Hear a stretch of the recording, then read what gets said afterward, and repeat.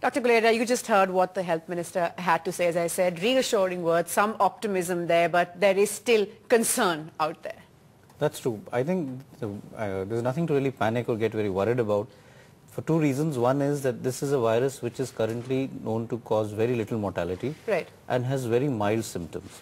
The only cause of concern is that it's a new virus which has entered our country, and therefore we are trying to contain it so that it doesn't spread very rapidly to other people. And if you look at the current cases, they're either people who have come from abroad, from countries which are infected, or are close relatives of those who have actually come in contact. So currently there's nothing to panic. It's not that anyone who is, say, in the street and who has symptoms like... But we've seen the numbers in India go up like fairly rapidly from 1 or 2 to now we have 9. Of course, a minuscule number compared to what some other countries in the world are battling. But does it emphasize the need for stringent screening, more stringent screening? I think the screening has to be at the point of entry. So that is already being done.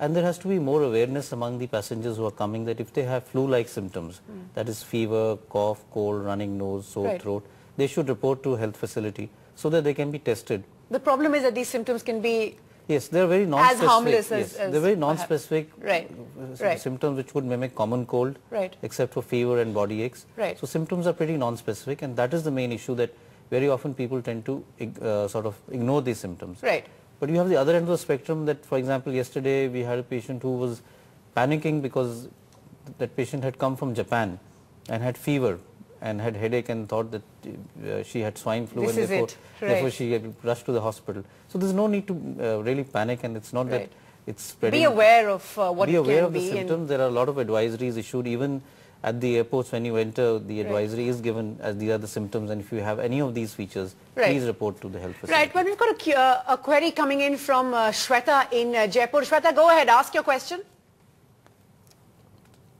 Hi, I'm Shweta, and I would like to ask you something regarding swine flu.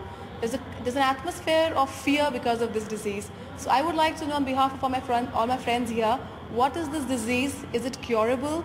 And are there any preventive measures? And how far is India safe from this disease?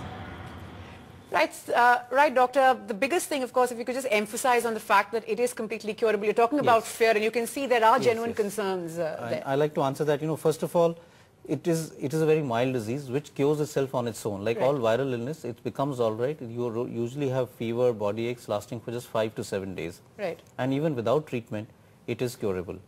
Even if you look at the global number of cases, and you look at, we have now close to 20,000 cases, the mortality is very low.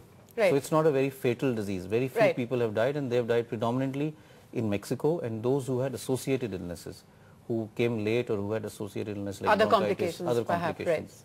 So in young people and other people who are healthy, there's really nothing to worry about. Well,